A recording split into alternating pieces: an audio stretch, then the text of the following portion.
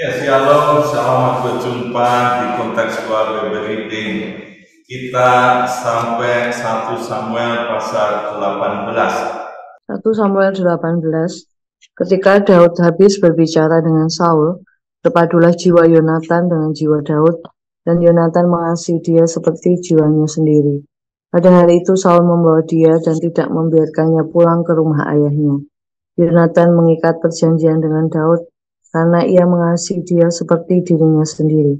Yonatan menanggalkan jubah yang dipakainya dan memberikannya kepada Daud, juga baju perangnya, sampai pedangnya, panahnya, dan ikat pinggangnya. Daud maju berperang dan selalu berhasil kemana juga Saul mengirimnya, sehingga Saul mengangkat dia mengepalai para prajurit. Hal ini dipandang baik oleh seluruh rakyat dan juga oleh pegawai Saul. Tetapi pada waktu mereka pulang, ketika Daud kembali sudah mengalahkan orang Filistin itu, keluarlah orang-orang perempuan dari segala kota Israel menyongsong Raja Saul sambil menyanyi dan menari-nari dengan memukul rebana, dengan bersukaria dan dengan membunyikan gerincing. Dan perempuan yang menari-nari itu menyanyi berbalas-balasan katanya, Saul mengalahkan beribu-ribu musuh, tapi Daud berlaksa-laksa. Lalu bangkitlah amarah Saul dengan sangat dan perkataan itu menyebalkan hati. Sebab pikirnya, kepada Daud diperhitungan mereka berlaksa-laksa, tapi kepadaku diperhitungannya beribu-ribu.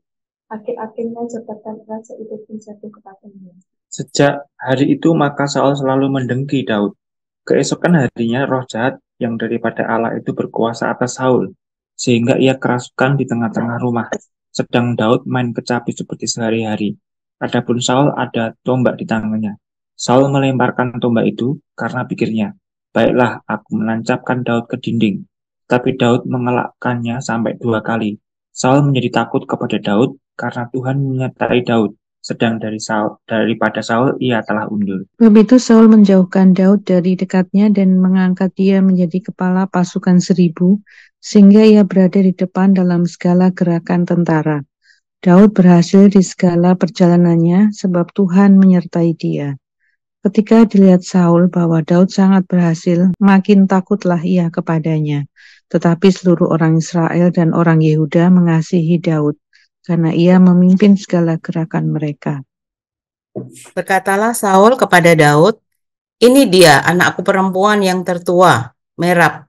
Dia akan kuberikan kepadamu menjadi istrimu, hanya jadilah bagiku seorang yang gagah perkasa, dan lakukanlah perang Tuhan. Sebab pikir Saul, janganlah tanganku memukul dia, tetapi biarlah ia dipukul oleh tangan orang Filistin. Tetapi Daud berkata kepada Saul, siapakah aku dan siapakah sanak saudaraku, kaum ayahku di antara orang Israel, sehingga aku menjadi menantu raja.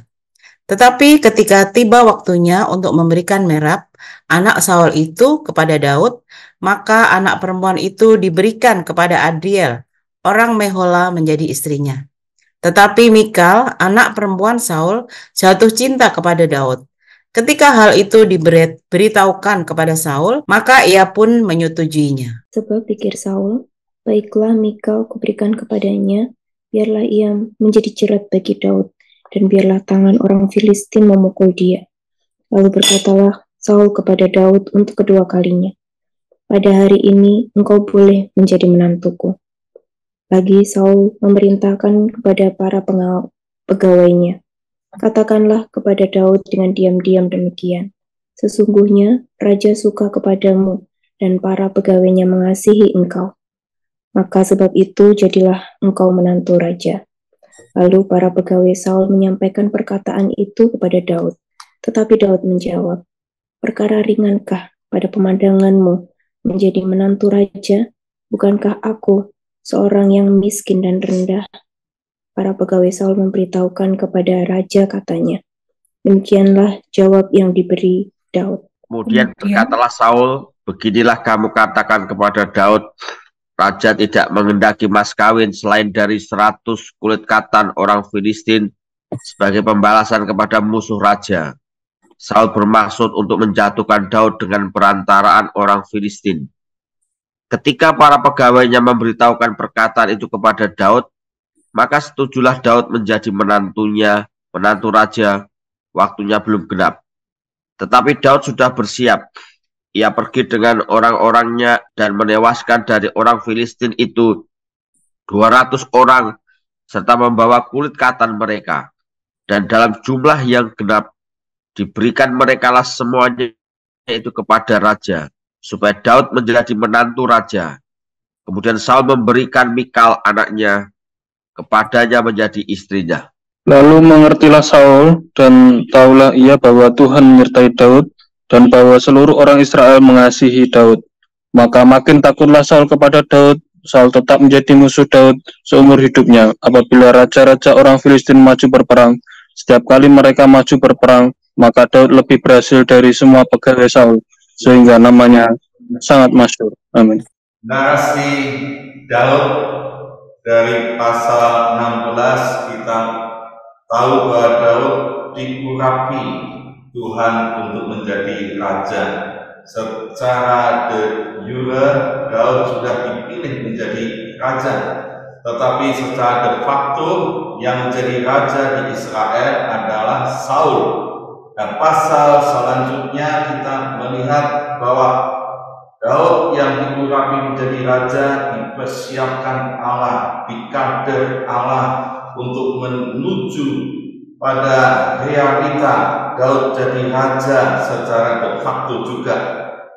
Dan perjalanan di pasal 17 kita melihat kemarin, kita tahu bahwa Daud yang disertai oleh Tuhan menang terhadap Goliat. Seluruh Israel tidak berani menghadapi Goliat, tapi Daud dengan iman datang dengan nama Tuhan dan dia memenggal kepala Goliat karena Tuhan menyertai. Nah, kita melihat bagaimana kemenangan-kemenangan Daud. Dan sekarang kita masuk di pasal 18, dimulai di ayat 1 sampai 5, kita melihat Daud ini dikasih. Daud dikasih yang pertama oleh Yonatan anak Saul. Yonatan mengatakan, mengikat perjanjian dengan Daud karena ia mengasihi Daud seperti dirinya sendiri.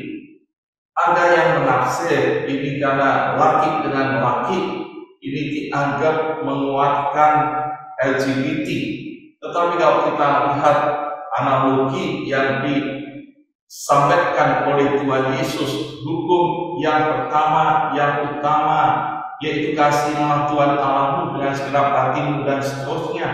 Yang kedua adalah kasihlah sesamamu manusia seperti dirimu sendiri. Dan ini satu model tipe yang ada di perjanjian lama menunjukkan bagaimana ada orang yang mengasihi orang lain seperti dirinya sendiri. Dan itu dinyatakan oleh Yonatan, menanggalkan jubah yang dipakainya, memberikannya pada Daud juga baju perangnya, sampai pedangnya, panahnya, ikat pinggangnya. Itu menunjukkan wujud kasih yang murah hati, mengasihi sesama seperti dirinya sendiri. Dan Daud, kemudian kita melihat Daud ternyata orang yang disertai Tuhan, yang diurapi Tuhan.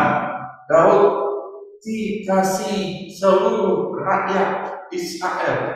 Di ayat-ayat selanjutnya ditunjukkan bahwa seluruh rakyat ini mengasihi Daud. Dan jelas orang-orang melihat Daud, orang yang diurapi Tuhan ini baik. Kalau diangkat Saul menjadi kepala para prajurit, seluruh rakyat juga setuju ini baik.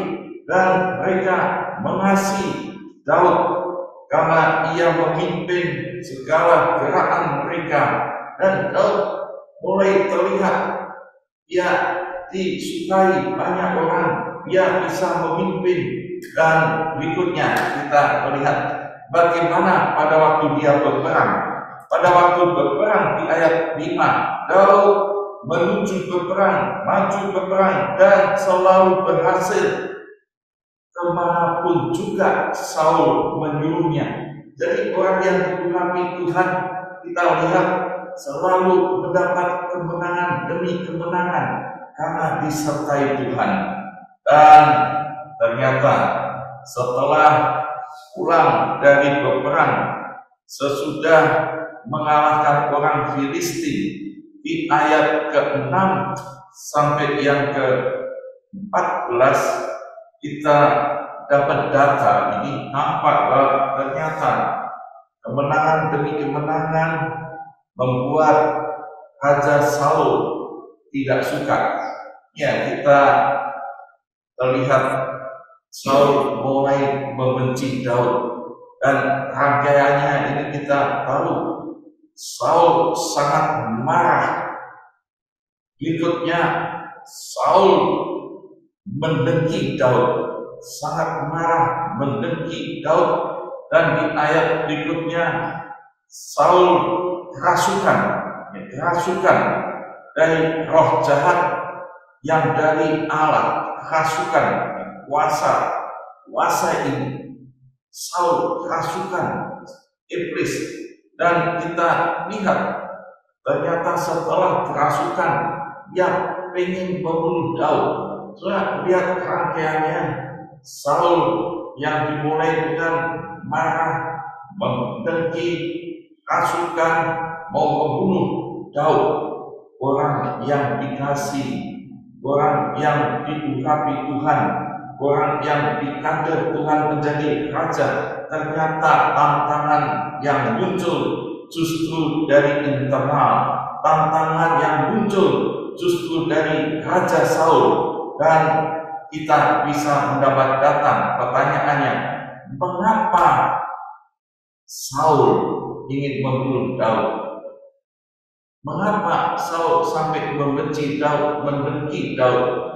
Maka dilihat di ayat yang ke-6, tetapi pada waktu mereka pulang, ketika Daud kembali sesudah mengalahkan orang Filistin, keluarlah orang-orang perempuan dari segala kota Israel menyongsong Raja Saul sambil menyanyi, menari-nari, memukul rebana, dan perempuan itu menari-nari dengan berbalas-balasan, dan dia mengatakan, Saul mengalahkan beribu-ribu, tetapi Daud berlaksa-laksa.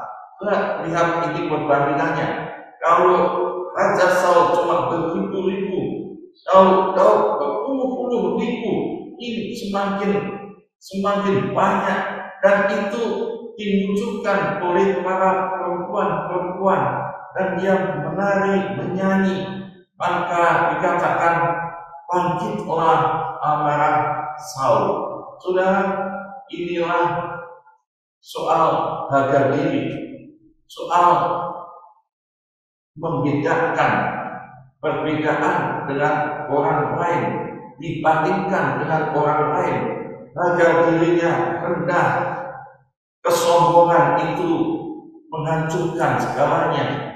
Dan dalam pendidikan watak anak, kita sering dapat cara bagaimana kalau seorang ayah ibu punya 5 anak, tentu di dalam mendidik anak tidak boleh membanding-bandingkan anak yang pertama lebih pandai, anak kedua yang paling cakep, paling cantik, anak keempat, 5 semakin bodoh. Saudara, ini membuat tidak membangun. Akhirnya selalu dibanding-bandingkan. Di sekolah-sekolah ranking 1, ranking 2, ini yang dapat hadiah tersanjung. Akhirnya yang ranking terakhir minder, dan dia tidak semangat karena selalu kalah. Saudara, ini yang ada di dunia seringkali. Mereka yang mendapat kemenangan disanjung-sanjung, dan itu ada pada Daud. Dan ternyata mendapat dampak. Saul membenci Daud. Inilah awal dari proses kejatuhan Saul demi kejatuhan. Dari ketidaktaatan sekarang ingin membunuh, dan itu yang terlihat. Yang akan dibunuh adalah Daud. Dia lemparkan tombaknya, dalam gambar ini ya dua-dua yang melimpahkan tombak, satu Goliat, satu sekarang Saul. Daud menang terhadap Goliat, tantangan eksternal. Sekarang Daud ada tantangan internal, yaitu dari Saul sendiri. Rajanya sendiri ingin melimpahkan tombak, tapi orang yang disertai Tuhan, Daud luput dari tancapan tombak Saul. Tapi kalau kita melihat selanjutnya, ternyata Saul tidak tinggal diam. Dikatakan Saul semakin takut kepada Daud karena Daud sangat berhasil. Saul takut, sangat takut, maka dia sudah menyadari akhir-akhirnya jabatan raja itu pun jatuh kepadanya. Saul sudah melihat fenomena ini, gejala-gejala yang nampak. Ternyata Daud selalu menang dan jabatannya akan jatuh pada dia juga. Dia menyadari itu, maka dia berusaha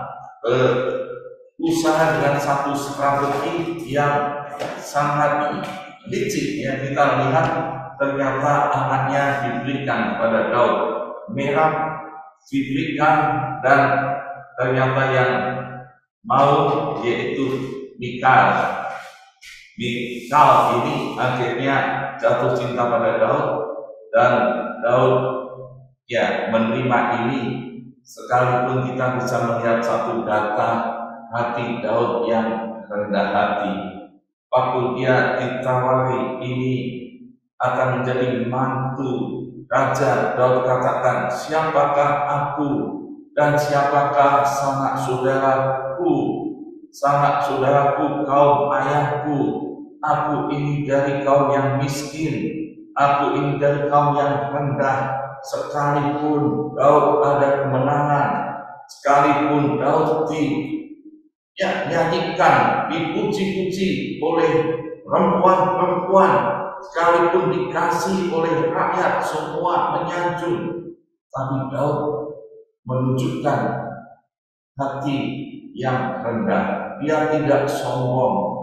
Inilah ciri orang yang diurapi Tuhan, ciri orang-orang yang disertai Tuhan. Dan kita bisa melihat ternyata Saul yang begitu licik mau menjatuhkan Daud dengan tangan orang Filistin. Ya, kalau dia takut dengan Daud, maka dia pikir sekarang ini serahkan Mikal, tapi harus perang dengan Filistin. 100 kulit katan harus disetor, dan kalau itu ada maka diserahkan Mikal. Ternyata kita melihat Daud menewaskan 200 orang Filistin, dan Allah menyertai ini. Daud berhasil karena apa yang dilakukan Daud selalu berhasil.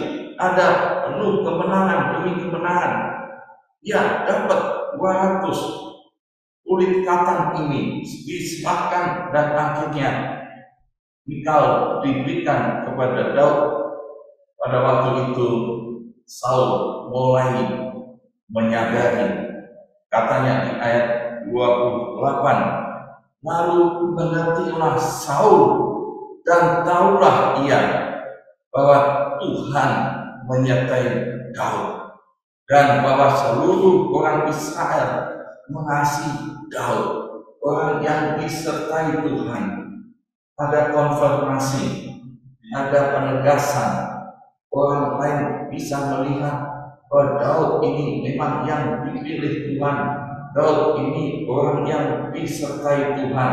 Kemenangan demi kemenangan, dan hati yang penuh kerendahan dan tidak sombong, itu menunjukkan pemimpin yang ideal untuk orang-orang yang disertai Tuhan.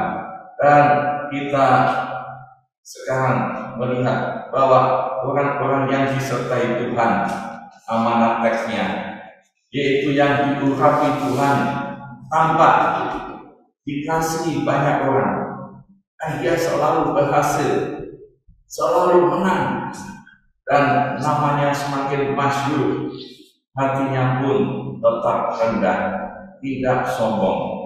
Pada hari ini aplikasinya kita bisa cek dalam pribadi masing-masing. Yang pertama, apakah saya disertai Tuhan dalam hidup ini? Atau saya selalu minta penyertaan Tuhan, bahwa Yesus selalu menyertai saya dalam hidup ini. Apa yang menjadi tujuan Tuhan untuk hidup saya? Ya, saya selalu disertai Tuhan. Yang kedua, bagaimana buktinya saya disertai Tuhan? Apakah kinerja kita, apa yang kita lakukan, sungguh memuliakan Tuhan, ada kemenangan demi kemenangan, dan kerendahan hati, dan orang boleh mengasihi, orang boleh menunjukkan konfirmasinya bahwa aku orang-orang yang disertai Tuhan. Tuhan Yesus memberkati. Mari kita sambut firman Tuhan dengan pujian bersama Bapa. Tak pernah